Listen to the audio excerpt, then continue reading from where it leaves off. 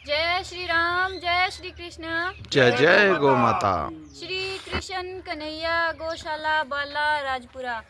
पंचगव्य से सींच कर हमको वृक्ष बनाया उसने, आज अपनी रक्षा के लिए हमको पुकारा उसने। चल उठ मत देख राह जमाने की, उठ खड़ा हो कसम खा गौ माता को बचाने की, कसम खा गौ माता को बचाने की। जय गौ जय माता। गौ। गौ माता से पंचगव्य जिससे भगवान श्री कृष्ण का अभिषेक होता है। माता यशोदा भगवान श्री कृष्ण को पंचगव्य से स्नान करवाती थी। आज भी जब भी कोई मंदिर में मूर्ति स्थापना होती है तो पहले उस मूर्ति को पंचगव्य से साफ किया जाता है, पंचगव्य उस पर अर्पित किया जाता है, तब जाके वो मूर्ति स्थापित होती है मंदिर में पूजा के लिए।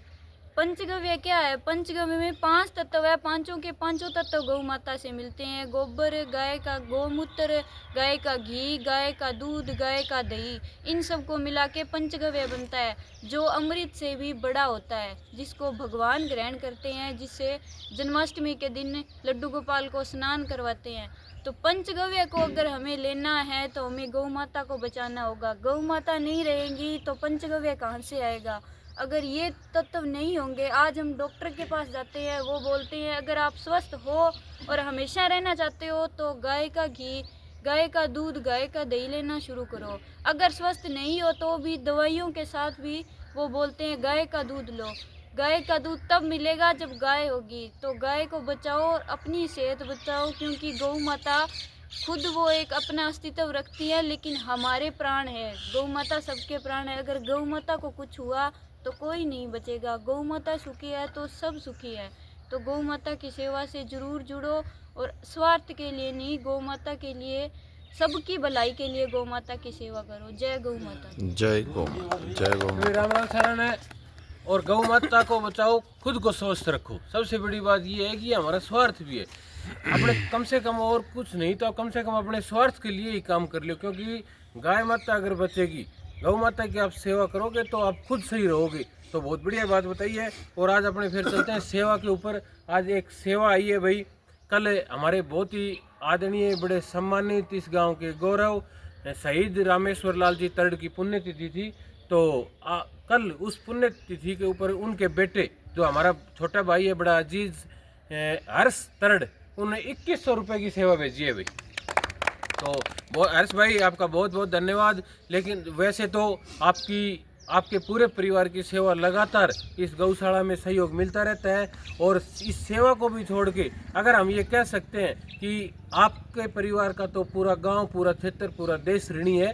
तो आपका फिर भी आपने इतना बड़ा मान रखा और गौ माता के प्रति श्रद्धा रखी, तो आपका बहुत बहुत धन्यवाद, बहुत बहुत आभार। और भाई एक सेवा आई है, एक हमारी बिटिया है अंकिता, डॉक्टर ऑफ स्वयं योगेंद्र जी स्वामी, सन ऑफ डॉक्टर कान्हाराम जी स्वामी। तो वो बिटिया बैंक में सर्विस करती है। तो उसने आप लोगों से प्रभावित होके और आपकी टीम जो काम कर रही है इसको देख के वो 200 रुपये की सेवा भेजी है।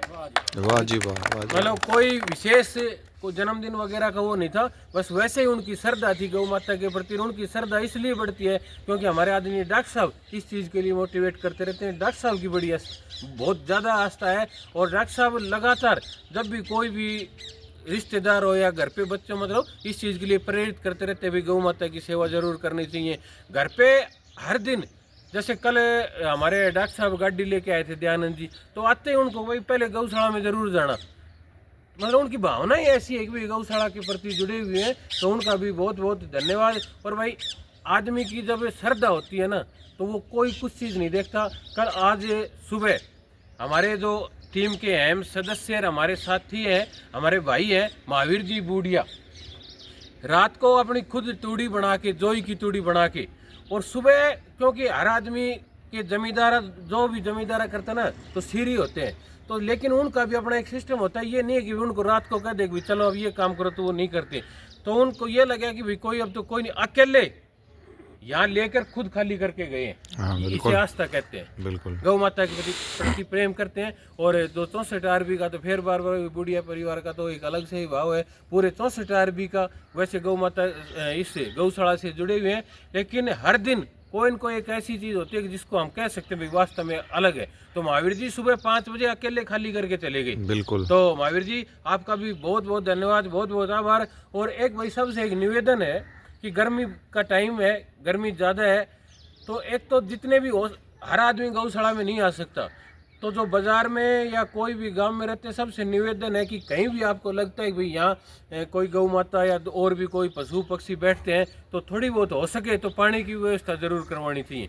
आपको कहीं भी ये लगता है कि यहाँ 5 पशु इकट्ठे होते हैं या कोई पक्षी इकट्ठे होते हैं तो वहाँ थोड़ी बहुत अगर कर सकते हैं या किसी ने अगर व्यवस्था कर रखी है तो उसमें देख ले भी पानी डालना है, तो जहाँ भी अपने घरों में कम से कम एक एक परिंदा ज़रूर लगाना चाहिए पक्षियों के लिए, पानी के लिए, क्योंकि अब सबसे ज़्यादा ज़रूरत पानी की है।